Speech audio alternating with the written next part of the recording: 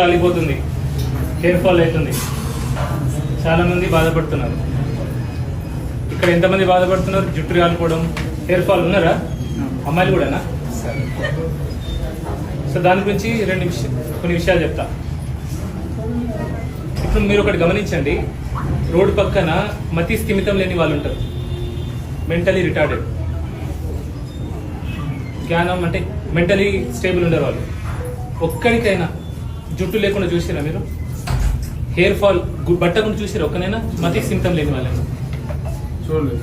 వాళ్ళు స్నానం చేయరు, అసలు ఏం తింటారో ఏం తినారో అది కూడా తెలియదు, చేయరు. ఒకరికి కూడా బట్టకుండా ఉండదు. సో వాళ్ళకి మనకేం తేడా? 3. ఓకే, న్యూట్రిషన్ ఫుడ్ పరంగా కాదు.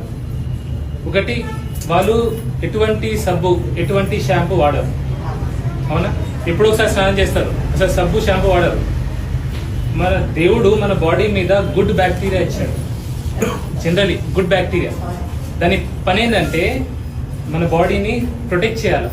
ఈ షాంపూలు సబ్బులు ఇవన్నీ ఇప్పుడు వచ్చినాయి, మన బాడీని వేరే ప్యాథోజన్ వేరే బ్యాడ్ బ్యాక్టీరియా నుంచి ప్రొటెక్ట్ చేస్తాయి గుడ్ బ్యాక్టీరియా.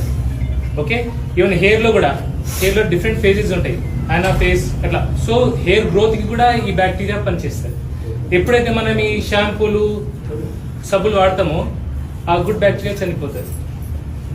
అందుకే ఇంతకు ముందు పూర్వజుల్లో అంతగానం బట్టగులు లేవు, ఇప్పుడే బట్టగులు వస్తుంది. సో ఎక్కువ ఈ షాంపూలు వాడడం మంచిది కాదు. నేనేం చేస్తా, నేను నెలకు 1-2 సార్లు కుంకుడుకాయ పులుసు పర్సనలీ డైల్యూట్ చేసి తలకు వాడతా, నెలకు 1-2 అంతే. నేను బాడీకి, ఇంకా బాడీ కూడా సబ్బులు ఫేస్ వాష్ ఏం వాడా, నేను పర్సనలీ వాడా. రోజు జస్ట్ నీళ్ళతోనే స్నానం చేసుకుంటా నేను పర్సనలీ. మీరు చేయమని అంటలేను.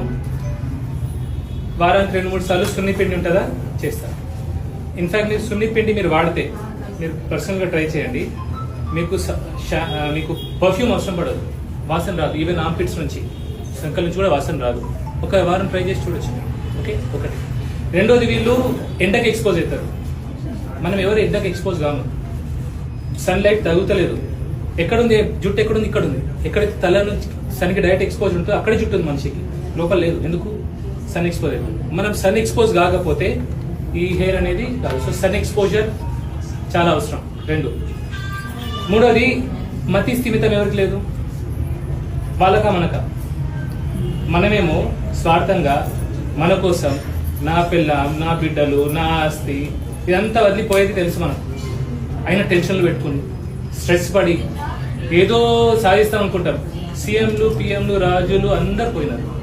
ఏదో చేసేస్తామనే భ్రమలో ఉండి మనం స్వార్థ